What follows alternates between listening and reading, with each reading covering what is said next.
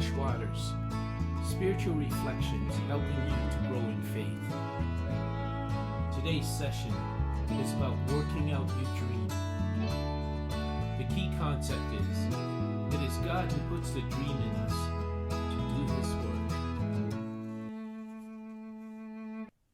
The scripture today is from Philippians chapter 2, verses 12 and 13.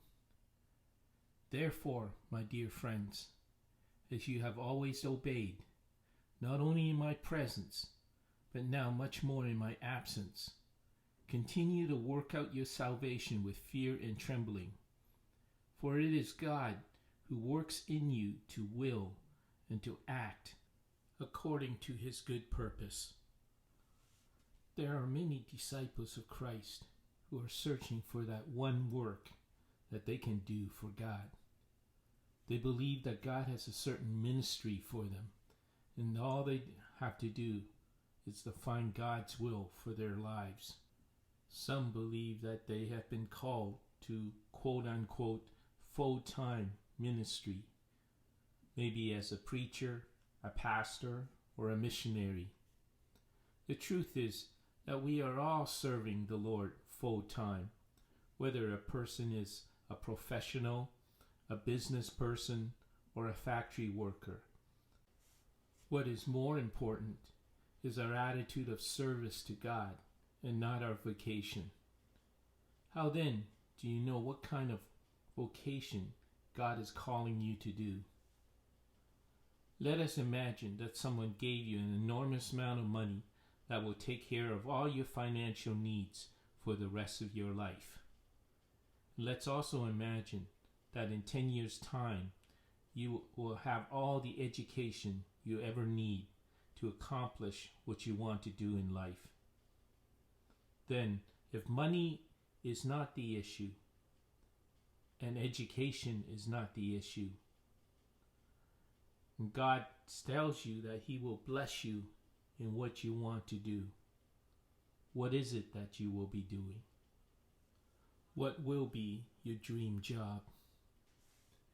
The Apostle Paul, in this letter to the Philippians, tried to encourage them to have the same attitude as Jesus Christ. He told them that Christ humbled Himself and became obedient to death, even to death on a cross. He saw that they had a good spiritual attitude of obedience and encouraged them to work out their salvation with fear and trembling.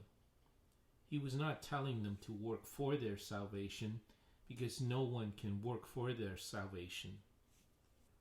Paul, in another letter to the Ephesians, wrote, "For it is by grace you have been saved, through faith, and this not from yourselves.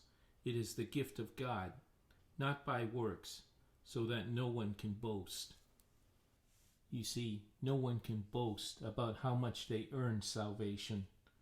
Salvation is something that is given by God. It's grace. It's a gift from God.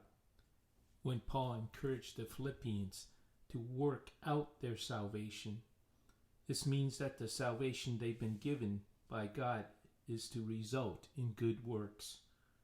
Our good works are not a means to gain salvation, but it is a result of our salvation. Paul also points out that God is the one who works in us. He's the one who puts His desire in us and empowers us to act according to His good purpose. You see, it is God who puts the dream in us to do His work. So what is your dream work? What is your dream ministry? Most likely God has put that desire in your heart. My prayer is that you will continue to work out your salvation with fear and trembling and be fulfilled in your dream ministry. Just think about it. What has God placed in your heart that you know it must be from God? What is your dream ministry? What do you think must occur in order for God to fulfill your dream? What one step will you take this week towards fulfilling your dream? May God bless you in your spiritual journey.